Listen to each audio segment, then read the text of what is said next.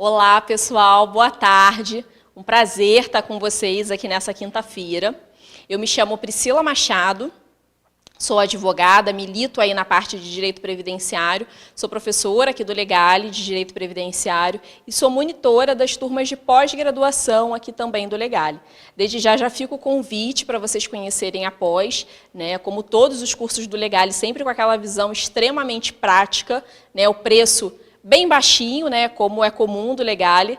Venham que eu tenho certeza que vocês vão gostar, dá tempo ainda de fazer a inscrição, momento de pós-reforma da Previdência, então, assim, muita coisa mudou, então é importante a gente se manter atualizado. Vou colocar para vocês meus contatos aí nas redes sociais, o Facebook, o Instagram e o e-mail. Se tiverem qualquer dúvida com relação à aula de hoje, podem me mandar, não tem problema nenhuma. Eu sempre falo que eu demoro um pouquinho para responder, demora alguns dias, mas eu respondo todas as mensagens com muito prazer. Só o Messenger do Instagram, gente, que eu não costumo usar, mas pode me mandar mensagem lá no direct do Instagram, pode me mandar e-mail, não tem problema nenhum. Por esses dois canais, pelo e-mail ou pelo Instagram, a gente consegue trocar aí bastante informação. Hoje a gente vai discutir um tema extremamente importante, análise da carta de concessão. Um tema extremamente relevante, que causa ainda muita dúvida em muito colega. Muitas vezes a gente não consegue muito bem saber as informações que a gente consegue obter dali. E, gente, carta de concessão é ouro, só não é mais ouro do que a cópia do processo administrativo em si. Vou jogar aí na tela para vocês. Análise da carta de concessão, então nós vamos ver os principais pontos. Primeira coisa é a gente entender onde a gente obtém a carta de concessão. Vou colocar para vocês a rota que a gente vai fazer para poder conseguir essa carta de concessão. Eu sei que muitos colegas já sabem como é que faz para conseguir, mas em respeito aos colegas que estão iniciando agora, né, no direito previdenciário, a gente vai passar a rota bem rapidamente de como é que a gente faz para poder acessar. Para os colegas que estão começando agora, quando a gente está pensando em INSS, em direito administrativo e até no direito judicial, a gente precisa sempre consultar um canal chamado Meu INSS. Nesse canal a gente vai ver todos os requerimentos que aquele segurado fez, a gente vai conseguir ter acesso, né, nos processos novos, a cópia do processo administrativo, a gente vai conseguir retirar o CNIS daquele segurado, que é o extrato previdenciário, onde a gente vai ter ali todas as informações da vida profissional daquele segurado que o INSS reconhece. A gente vai ter ali a carta de concessão do benefício, a gente vai ter também o histórico de pagamento, né, o histórico de pagamento dos benefícios daquele segurado. Enfim, é um sistema extremamente rico. Hoje a gente vai ver como é que a gente vai obter inicialmente essa carta de concessão, para a gente passar então a discussão da análise da carta de concessão. O que a gente precisa olhar, o que a gente precisa extrair de informação. E, gente, pasmem, dificilmente vocês vão pegar uma carta de concessão que está redondinha. Sempre a gente acaba achando alguma coisa, algum errinho ali, e muitos deles, gente, vão dar ensejo à revisão. Nesse momento agora, pós-reforma da Previdência, esse momento aí que a gente viu cair a tese da desaposentação, a tese da reaposentação, a tese da repensão, enfim, né, esse momento que a gente está vivendo aí de cerceamento dos direitos daqueles segurados a determinadas revisões de benefício, o que resta para a gente fazer, assim, de forte, de certeza de que a gente não vai ter insucesso, de certeza de que a gente não vai estar discutindo tese, são as revisões de fato, né? Nós temos muitas discussões de revisões muito boas, mas o que a gente vê é que quando chega lá para o STF analisar, muitas dessas teses têm caído, com base no quê?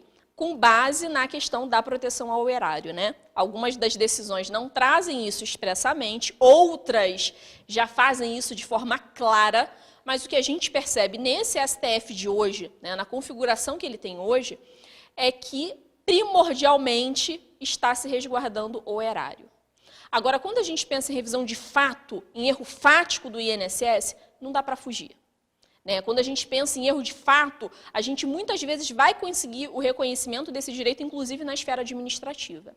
Uma das possibilidades, um dos caminhos para a gente conseguir identificar esses erros de fato e correr atrás dessas revisões é a carta de concessão.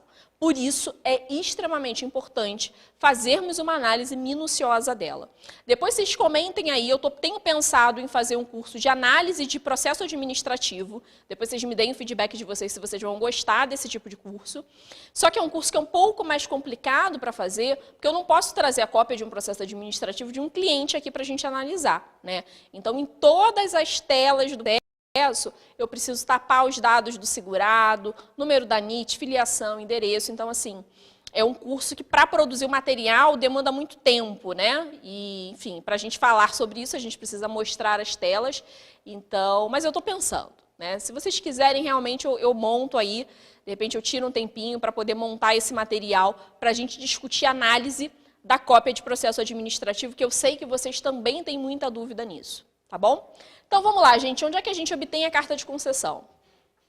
Vamos lá no portal do Meu INSS, meu.inss.gov.br. Vai abrir essa telinha para a gente vai clicar no botão Entrar. Depois que clicamos no botão Entrar, vai abrir essa segunda tela para a gente. Nessa tela, nós vamos digitar o CPF do segurado e clicar em Próximo. Depois disso, vai abrir essa outra tela, onde a gente vai digitar a senha do segurado do Meu INSS e vai clicar no botão Entrar.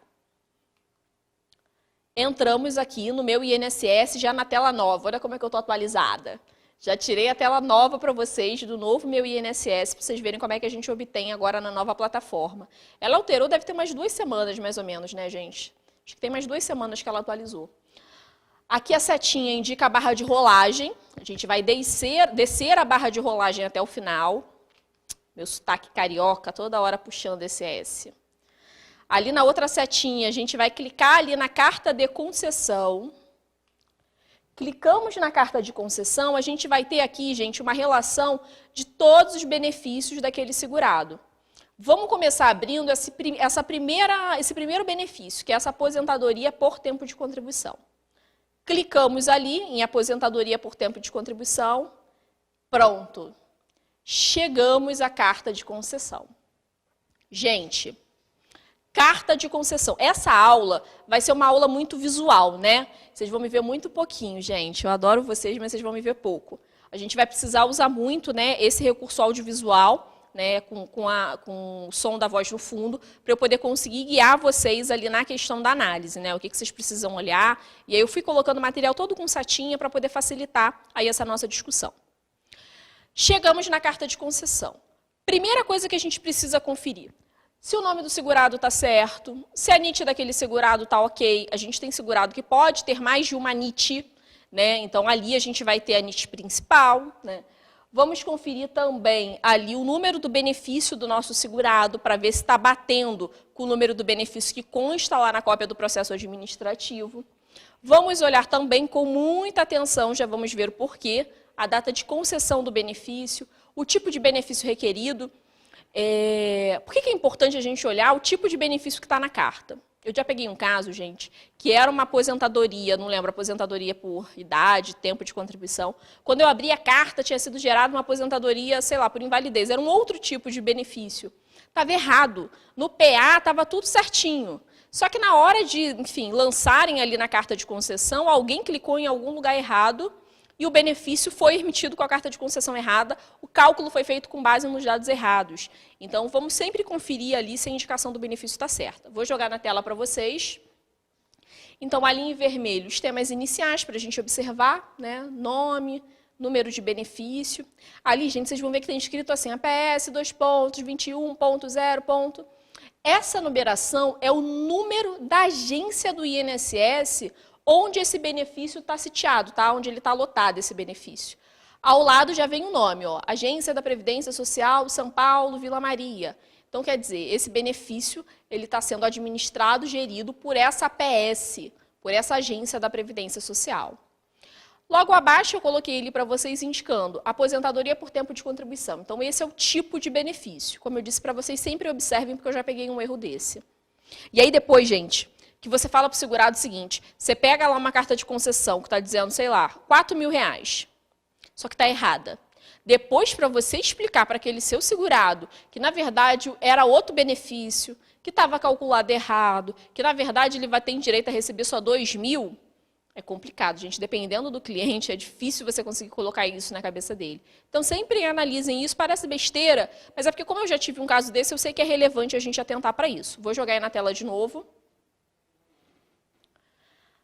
Valor do benefício em 9/5/2018. Gente, olha só. Esse benefício, ele tem uma DER e uma data de início de pagamento. Está meio apagado para mim, gente, aqui na retro, mas está parecendo que é 9/5/2018, né? Tanto a DER quanto a data de início de benefício. 2.795,35. Vejam ali que esse benefício ele foi concedido em 2019. Então, percebam, ele foi concedido no valor de 2.795, só que esse valor de 2.795 era o valor que era devido para ele a crédito de aposentadoria lá em 2018. Quando chegou em janeiro de 2019, esse benefício passou o quê? Por um reajustamento. Então, esse segurado que teve a concessão do benefício dele em maio de 2019, a primeira parcela dele sem atrasado não vai ser concedida em 2.795, vai ser concedida num valor maior. Por quê? Porque já teve o reajustamento. Então, gente, para ficar bem simples, 2.795 é o valor do nosso segurado de aposentadoria naquela data, 9/5/2018. 2019 já teve um reajustamento, então, obviamente, o valor que ele vai receber vai ser um pouco maior. Priscila, por que janeiro teve um reajustamento? Todo dia 1º de janeiro de cada ano, os benefícios eles são reajustados. Então, esse benefício, mesmo que ele tenha sido concedido apenas em meados de 2019, o INSS precisa fazer esse reajustamento em janeiro de 2019, tá? Vou voltar aí para a tela de novo para vocês. Então, aqui a gente tem o valor do benefício, ok. Pontos que são extremamente importantes. Data de concessão, 10 de maio de 2019. Outra setinha ali para vocês, tá vendo? Aquela primeira data que aparece é a DER, data de entrada de requerimento, 9/5/2018. A segunda data que aparece é a DIB, é a data do início do benefício, também em 9/5/2018. O que é importante a gente saber? Em regra, vejam bem, em regra, a DER vai ser a mesma data da DIB. Então, de regra geral, a data do início do benefício vai ser a mesma data de entrada do requerimento. Podem ser datas diferentes? Podem. Eu posso ter dado entrada no requerimento em maio, esse segurado ter tido uma reafirmação da DER e a data do início do pagamento ficou lá para frente, ficou para, sei lá, junho, julho, agosto. Pode acontecer também de se tratar, por exemplo, de um auxílio-doença. O auxílio-doença, se eu der entrada até 30 dias do início da incapacidade, antigo auxílio-doença, né, gente? Auxílio por incapacidade temporária agora. Esse auxílio, se eu der entrada nele em até 30 dias após o início da incapacidade, ele retroage. Então, por exemplo, olha só, vamos dizer que a DER desse benefício, deixa eu pegar uma caneta mais forte, vamos dizer que a DER desse benefício foi aqui, eu dei entrada,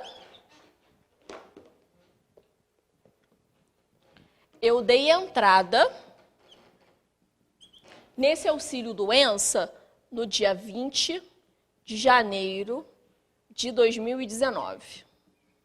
Essa foi a data que eu dei entrada no auxílio-doença. Só que eu estou incapaz desde o dia 1 de janeiro de 2019.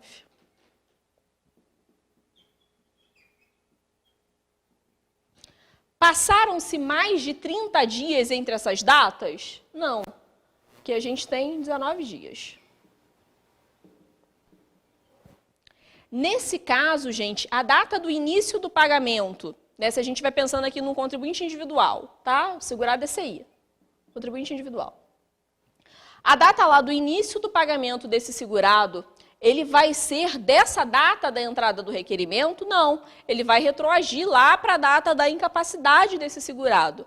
Ou seja, ele vai receber esses 19 dias. Então, essa aqui vai ser a DER, mas a data do início de pagamento dele vai ser lá do dia 1/1 de 2019, tá? Segurado já estava incapaz, voltou, estava incapaz, voltou, e aqui ele teve essa situação.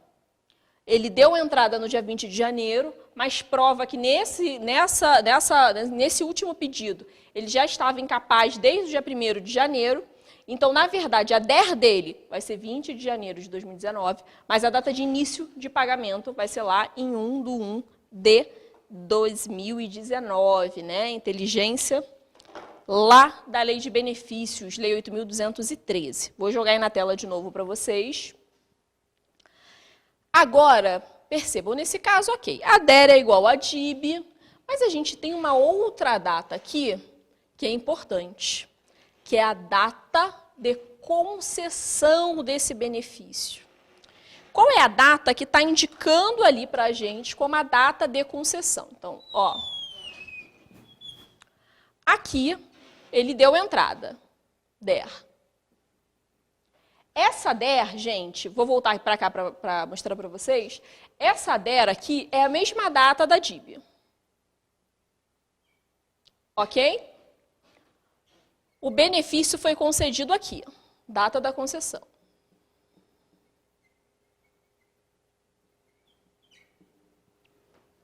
A gente tem esse intervalo temporal aqui. Essa está seca.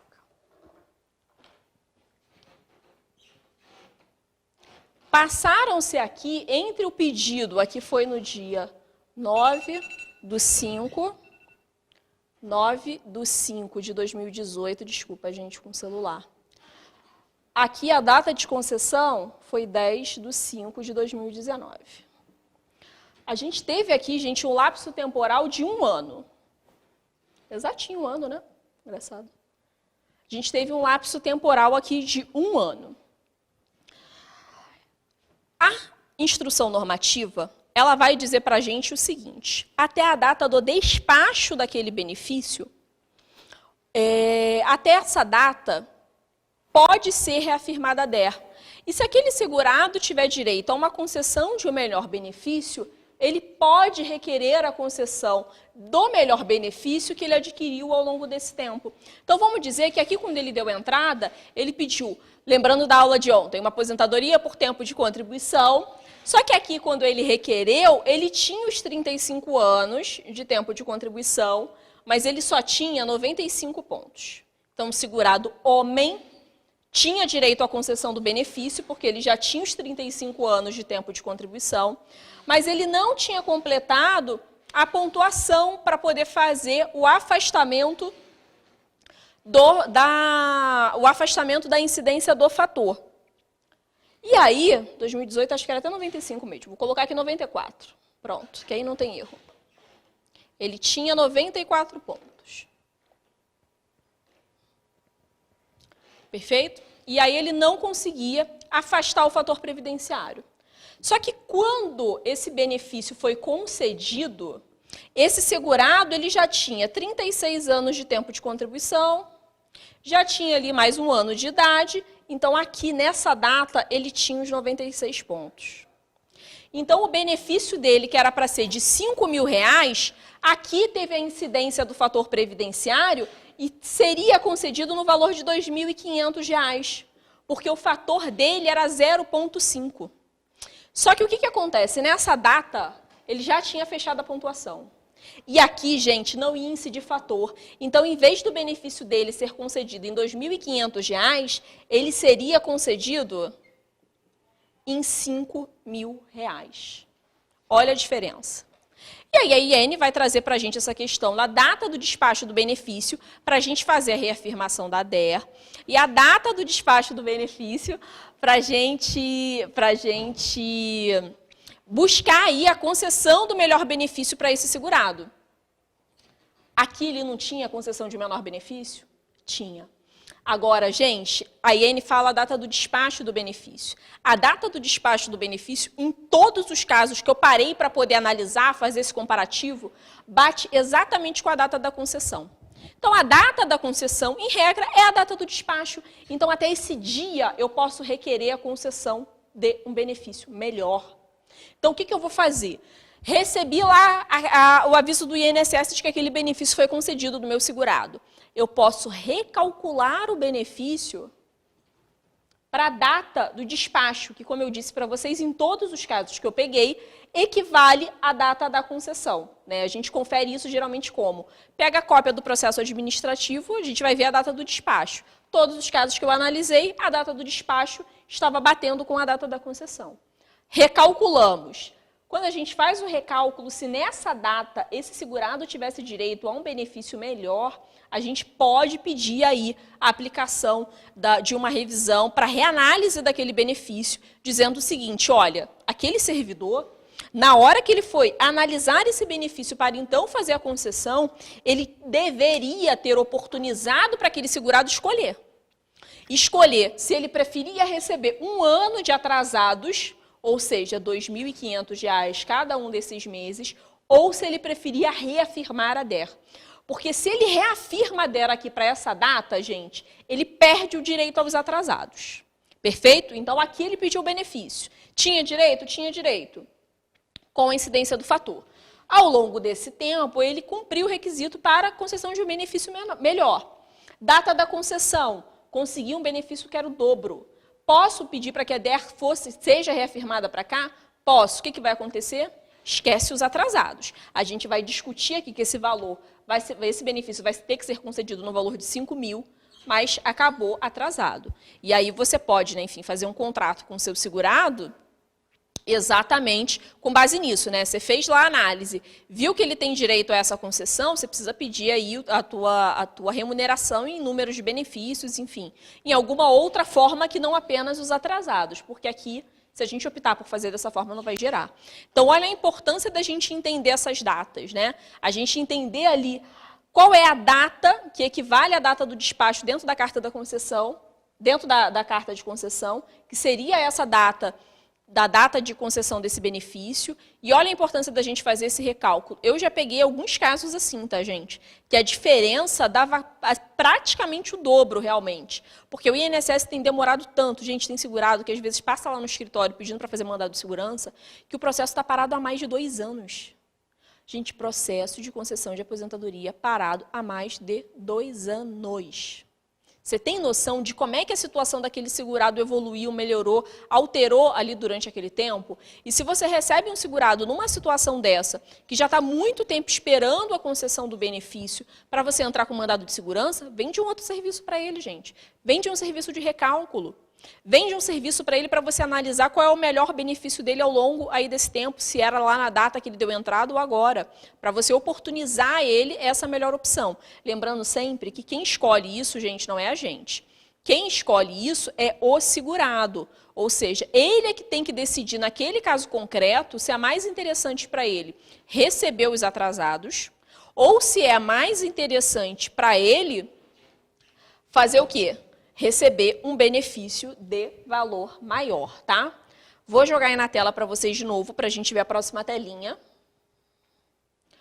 Outra informação que a gente retira daqui, dia do pagamento mensal.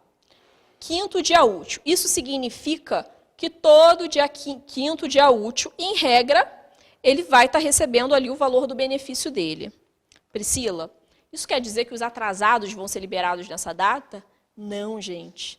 Nem sempre. Às vezes, os atrasados são liberados antes. E nós já vamos ver como é que a gente faz essa consulta dos atrasados. Não me deixem esquecer, porque o curso hoje está com muitos slides, a gente não deve conseguir passar por todos. Mas eu vou mostrar para vocês como é que a gente faz. Eu não posso esquecer disso, porque isso é extremamente importante. De como é que vocês fazem para poder olhar quando que vai ser o primeiro pagamento. Nem sempre vai coincidir com essa data, tá? Às vezes vai ser liberado antes.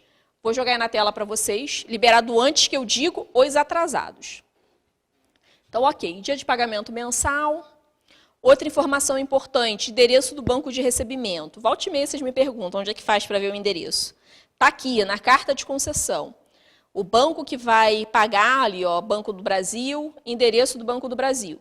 Logo abaixo, percebam aí nessa chavezinha que eu abri azul para vocês, daqui para baixo já começa a relação dos salários de contribuição. Vou manter na tela para vocês verem a importância de analisarmos todos os salários de contribuição. Primeira coisa, vocês estão vendo aí onde é que está escrito desconsiderado?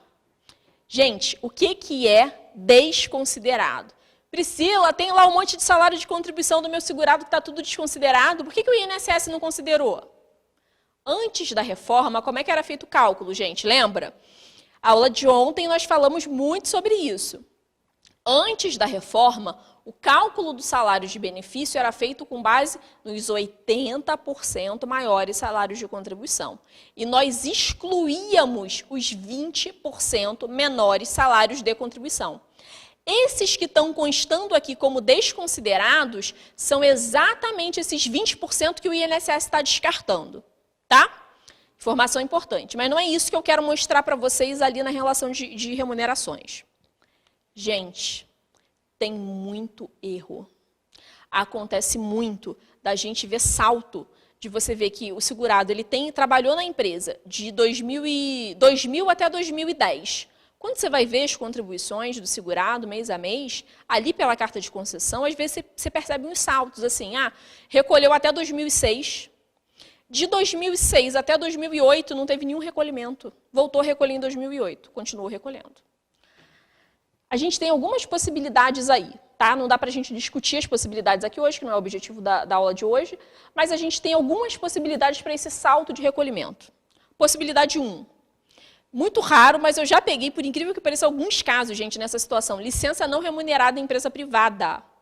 Tem algumas empresas, principalmente, todas as que eu peguei, na verdade, elas eram empresas públicas que foram privatizadas, que permitem ainda que o segurado tire licença não remunerada, vai fazer um curso no exterior. E aí a empresa fala, ok, não estou rompendo o seu vínculo de trabalho, mas você vai tirar uma licença não remunerada durante esse período. Vai ter salto ali? Vai ter salto, porque a empresa não vai fazer o recolhimento. E aí, viu um salto desse, você precisa perguntar para o cliente, estava em licença não remunerada? Outra situação, segurado está numa situação de limbo jurídico.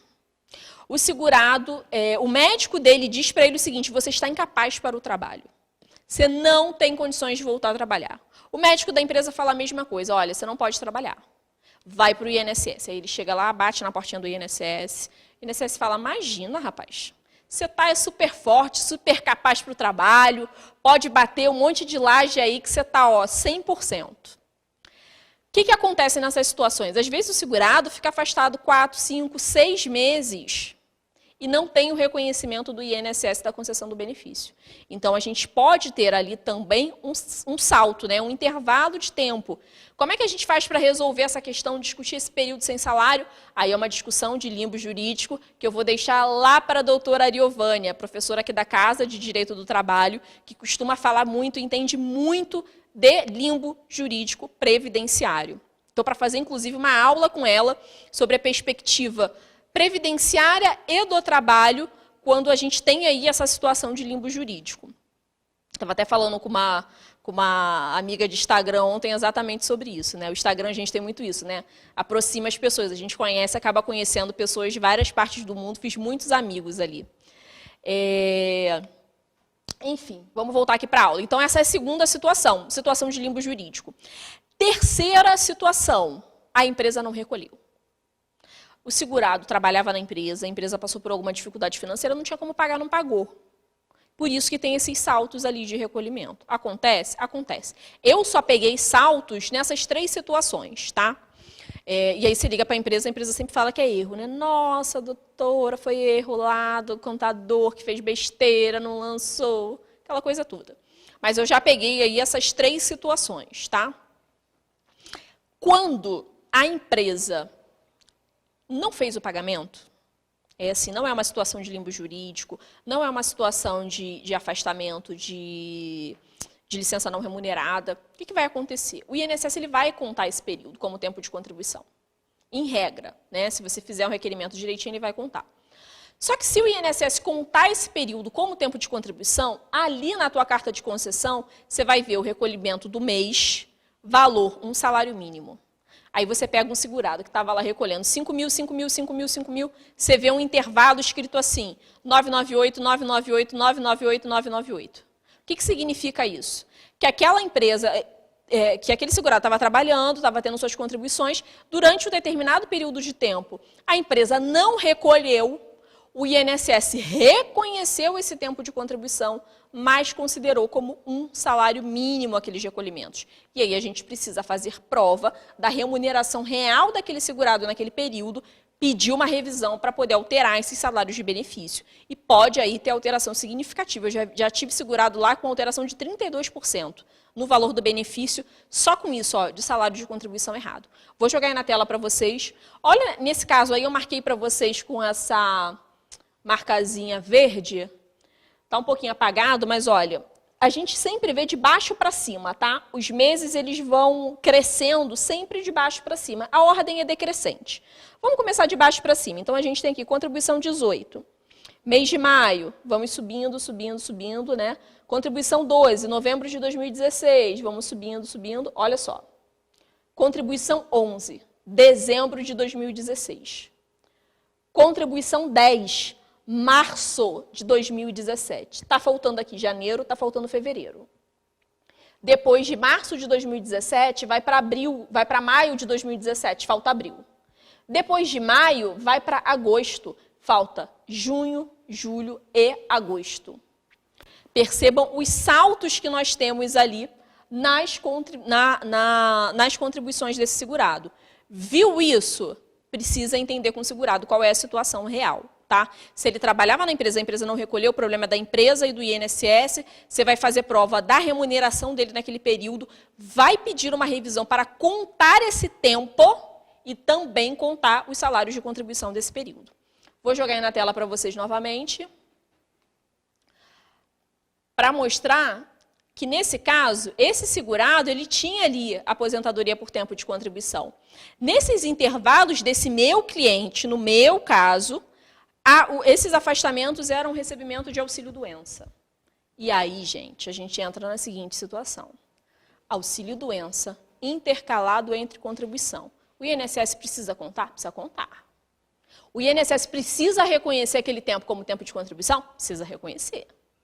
O INSS precisa levar em conta ali algum valor naquela média para poder fazer o cálculo do benefício dele? Precisa. O INSS ele não pode dar esse pulo ali. Isso a gente vai extrair da onde? Vou colocar para vocês artigo 32 do decreto 3048 e também lá do artigo 172 da IN 77. A redação é praticamente a mesma. Vou ler o artigo 32 do decreto.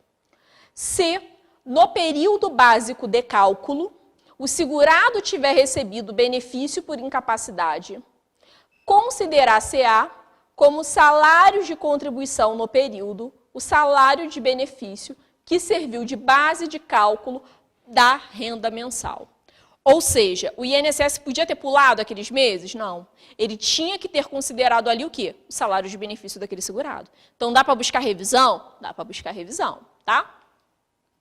Outro exemplo, gente, vou jogar aí na tela para vocês. Olha só que curioso.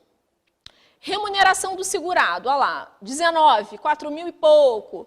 22, 4 mil e pouco. 27, 4 mil e pouco. E aí vai. Vocês vejam que a média dele de remuneração é 4 mil e pouquinho. Novembro de 2015, remuneração 2.179. Remuneração 2.179. Tem alguma coisa estranha? Tem. Tá estranho.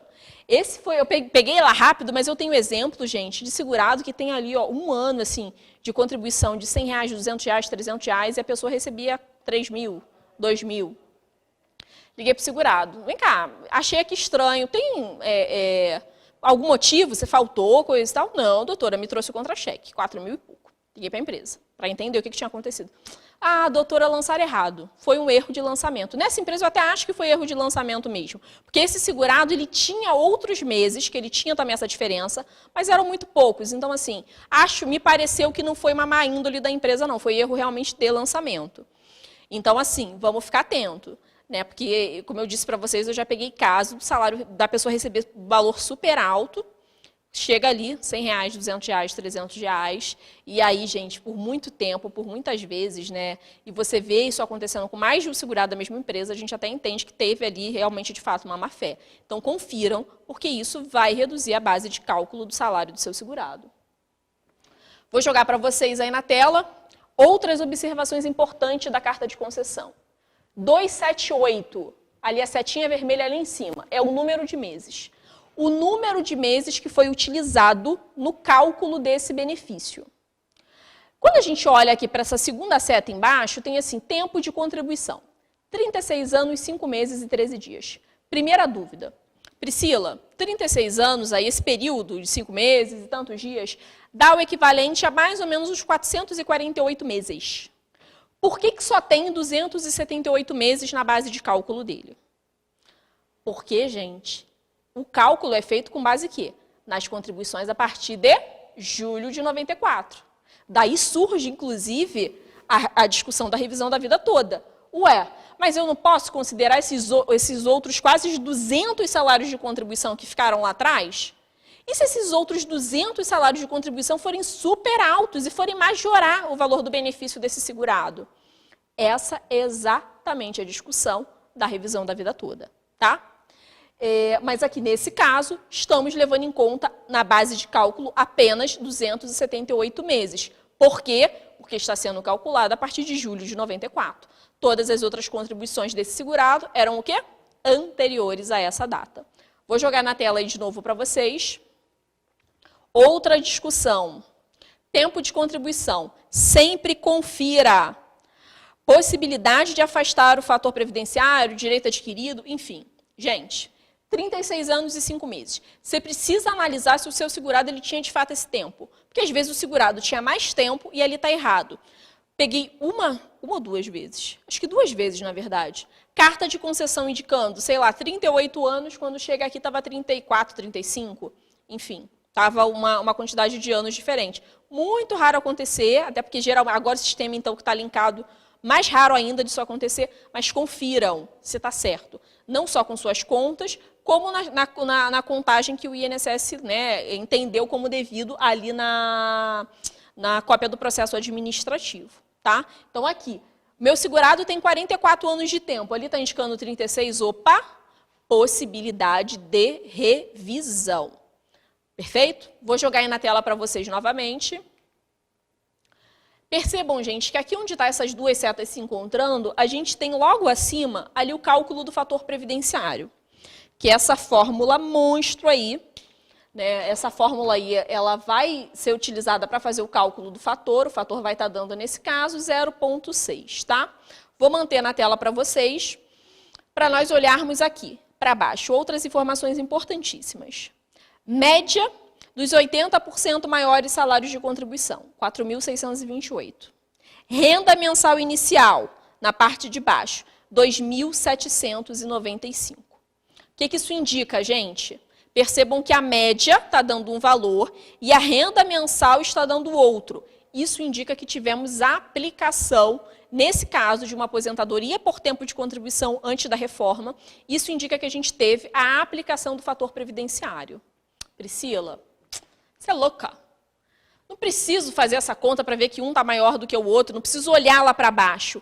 Eu vi que ali tem a conta do fator. Se tem a conta do fator, é porque aplicou o fator. A conta do fator vai estar sempre ali, gente, mesmo quando ele não for aplicado. Vou jogar na tela para vocês aí. Ó, essa aqui é uma carta de concessão de uma cliente minha sem aplicação do fator. Percebam que ali em cima tem o cálculo do fator previdenciário. O fator dela seria 0,7161. Percebam que o valor aqui está escrito salário de benefícios, média vezes fator previdenciário, 4.605. Então, percebam que ele traz o cálculo do fator em cima, tanto que a gente consegue visualizar ali que o dela é 0,71.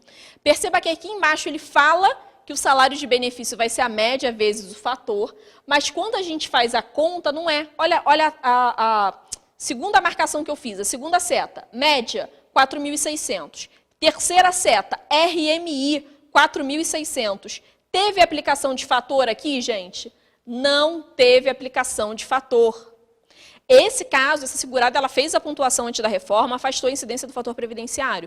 Nesse caso, não tem aplicação de fator. Então, o fato de ter o cálculo do fator em cima, o fato dali estar escrito salário de benefícios, média vezes fator, não quer dizer que foi aplicado o fator previdenciário no caso concreto. Gente, para os segurados entenderem isso, só Jesus na causa. Eles acham que pelo fato de estar ali o fator é porque tem, doutora, me cobraram. e não é isso, tá? Então, a gente sempre vai olhar para aquelas últimas duas linhas que eu mostrei para vocês na tela anterior. Vou jogar aí na tela de novo. Última linha, coeficiente. Aqui é a alíquota do benefício. A alíquota da aposentadoria por tempo de contribuição, antes da reforma, era 100%. Por isso que aqui está sendo aplicado 1. Se fosse uma aposentadoria por idade, a gente ia ter que calcular o fator da aposentadoria por idade e aqui teríamos a indicação dele. Trouxe uma outra carta de concessão aqui de auxílio-doença, para a gente ver bem rapidamente. Ali a gente tem indicação auxílio-doença, renda mensal. Nessa data, percebam que a DER ela é a mesma data da data de início de benefício, porque esse segurado ele perdeu o prazo dos 30 dias, tendo perdido o prazo dos 30 dias, vai ser pago desde a DER. E aí, gente, tem aqui uma confusão que é o seguinte, olha só, percebam que na carta de concessão do auxílio-doença nós temos dois cálculos. Um cálculo ali em cima e um segundo cálculo embaixo. Vamos entender por que tem dois cálculos? Isso gera muita confusão também. Destaquei para vocês o cálculo de cima. Vou manter na tela aí para vocês, para a gente ir mais rápido e vocês conseguirem visualizar bem a informação. Tempo de contribuição, 7 grupos de 12. Salários corrigidos somados, 111 mil. Números de salários de benefícios que nós temos aqui, 86. Então, a média dá 1.296,66. A renda mensal inicial vai ser a média vezes o coeficiente. Então, a RMI vai dar 1.179. Gente, coisa importantíssima. Salário de benefício não é a mesma coisa que valor de benefício. São coisas completamente diferentes. Quando a gente fala em salário de benefício, é média. Média dos 100% maiores salários de contribuição, média dos 80% maiores salários de contribuição. Salário de benefício é média, não é o valor que vai ser pago ao segurado a crédito de benefício previdenciário. O valor que vai ser pago ao segurado a crédito de benefício previdenciário nós vamos chamar de RMI. Perfeito? Então, salário de benefício é a média. A RMI vai ser o salário de benefício vezes o quê? Vezes a alíquota. Vou jogar aí na tela para vocês novamente. Então, nesse caso, a RMI vai ser 1.296 vezes o coeficiente de 0,91. Então, nesse caso, a renda mensal inicial vai ser de 1.179. Só que o auxílio-doença, gente, desde 2015, ele tem aí uma variação. Ele teve uma variação lá em meados de 2015. Que alteração foi essa, Priscila? Gente, em 2015, a gente passou a ter o que eu chamo de teto do auxílio-doença. O auxílio-doença passou a ser tetado. Como é que passou a ser calculado, então, o auxílio-doença? A gente faz essa média dos 80% maiores salários de contribuição antes da reforma, pós-reforma, a média dos 100% salários de contribuição. Fizemos essa média, multiplicamos pela alíquota, achamos o valor do benefício. Só que agora, gente, desde 2015, nós vamos precisar fazer o cálculo da média das 12 últimas parcelas. Vamos pegar as 12 últimas parcelas e vamos fazer a média. Caso aquela média tenha ultrapassado o valor que a gente calculou do benefício, ele vai ser tetado. Um exemplo. Vou jogar aqui na tela para vocês de novo. A gente calculou que o valor do benefício seria de quanto? 1.179. Então, ó, 1.179. Essa é a RMI do benefício calculado, do auxílio-doença. O que essa alteração de 2015 passou a prever? Olha, ok, achamos a RMI, 1.179. Vou fazer a média lá das últimas 12 contribuições. Fiz essa média das últimas 12 contribuições. Se nessa média eu obtiver o valor de R$1.000, o segurado não vai receber 1.179. Ele vai receber R$1.000. Eu vou ter esse benefício. Agora, vamos dizer que essa média dos últimos 12 meses tenha dado 5.000. O INSS é bobo? Ele vai pagar os 5.000? Não.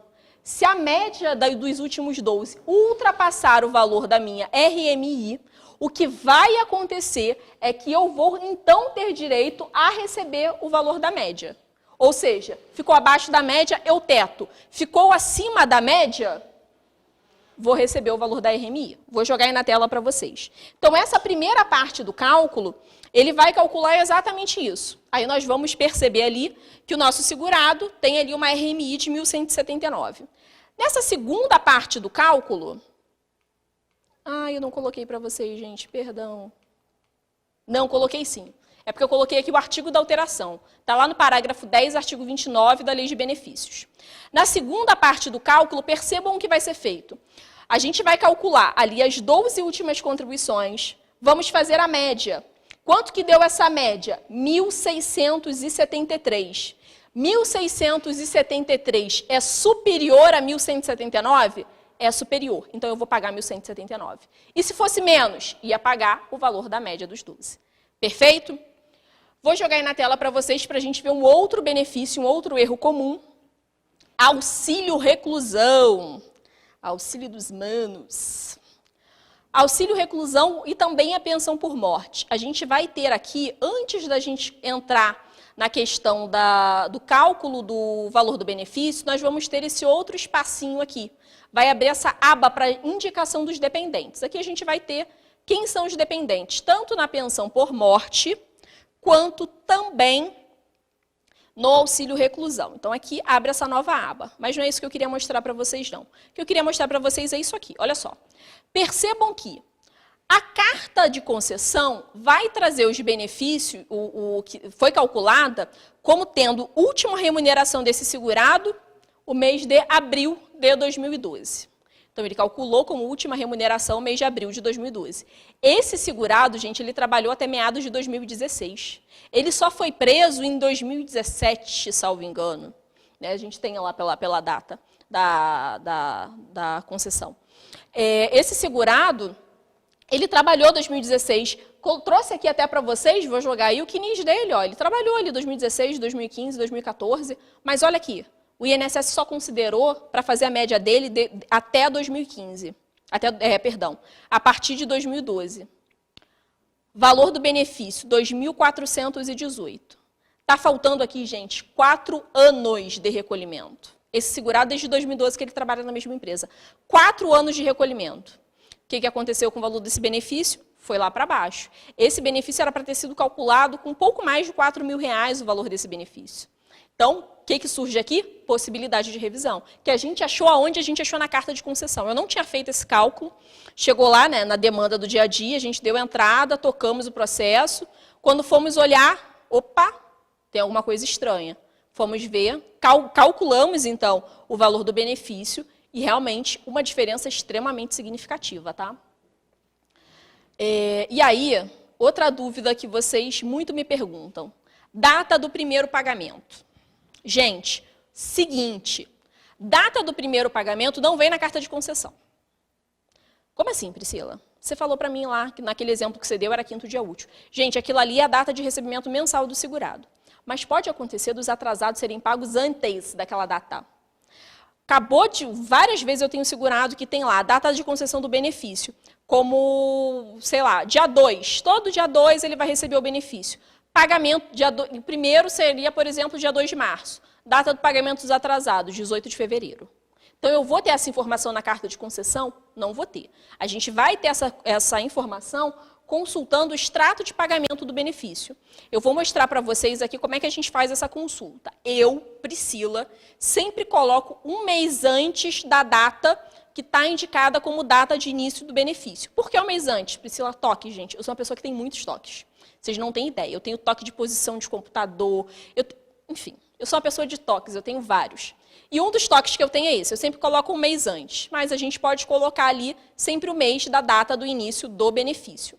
Vou jogar aí na tela para vocês verem como é que fazem isso no INSS. A gente vai clicar aqui em extrato de pagamento. Aqui, ó, onde a gente vai colocar as datas, ali naquela data de início, é que eu falei para vocês que eu sempre coloco um mês antes da data de início de pagamento. Mas vocês podem colocar o mês do início de pagamento, que também dá certo. Colocamos a data fim, o mês lá que a gente está fazendo a simulação, vai gerar, então, o histórico de créditos daquele segurado. E aí nós vamos observar, ó, marquei ali em vermelho para vocês, previsão de pagamento desse segurado, ali valor líquido, 18 mil e alguma coisinha. Previsão de pagamento, dia 29 de janeiro. Salvo engano, gente, a data de pagamento desse segurado era, acho que dia 2. Eu olhei, eu achei que eu tinha colocado aqui, dividindo a tela, mas não coloquei. Salvo engano, a data de recebimento dele mensal era dia 2 de cada mês. Percebam que os atrasados dele foram pagos o quê? Alguns dias antes, no dia 29 de janeiro de 2019, nesse caso, tá? Deixa eu ver aqui, gente. Então, é isso. Hoje a gente vai, né, já passamos aqui um pouquinho do horário, vamos acabar a nossa discussão de hoje, mas a carta de concessão, gente, é um mundo. A gente tem uma série de discussão, uma série de questionamentos, uma série de debates que nós podemos aí travar com base nesse documento, né, com base na carta de concessão de benefício. Qualquer dúvida, né, vocês sempre sabem, pode me mandar mensagem lá no Instagram, pode me mandar por e-mail, que vai ser um prazer responder para vocês. Sempre digo que demora um pouquinho para vocês não ficarem ansiosos, mas é sempre um prazer responder para todo mundo. Espero que vocês tenham gostado da aula de hoje. Gente, fiquem atentos às possibilidades de revisão. Vocês viram ali, naquele caso do auxílio reclusão, faltou 4 anos no cálculo, gente, 4 anos. 4 anos que o INSS não considerou na base de cálculo. Gente, esses 4 anos eu mostrei para vocês, estava no CNIS. Não tinha por que ter cometido esse erro. Acontece? Oxe, se não acontece, acontece demais. Confiram. Vocês viram outro erro que acontece com frequência, salto das contribuições. Entendam com o seu segurado a situação. Se a empresa não recolheu, faça a prova do valor. Vá correr atrás da contagem desse tempo para o seu segurado. Outro erro comum. Erro nos salários de contribuição. Você está vendo ali que o cara recebe 4,444? Tem vários salários de 1.000. Entenda por que aqueles meses ele está com aquele valor menor. Está errado? Faça a prova da remuneração. Outra possibilidade de revisão, tá? Fico esperando vocês amanhã. Vocês viram que o sorteio não foi hoje ainda. Então, quer dizer, vai ser amanhã que a gente vai ter essa surpresa aí para vocês. Vou trazer o Edinho aqui na sala, ele não gosta muito de aparecer, mas eu vou forçar ele vir aqui para poder contar ele mesmo para vocês a surpresa que a gente está preparando. Fico esperando vocês, galera. Então, amanhã, sexta-feira, 3 horas da tarde, para a gente falar sobre pensão por morte. Gente, muita coisa nova que veio aí com a reforma. Até amanhã, pessoal, e vem pro Legale.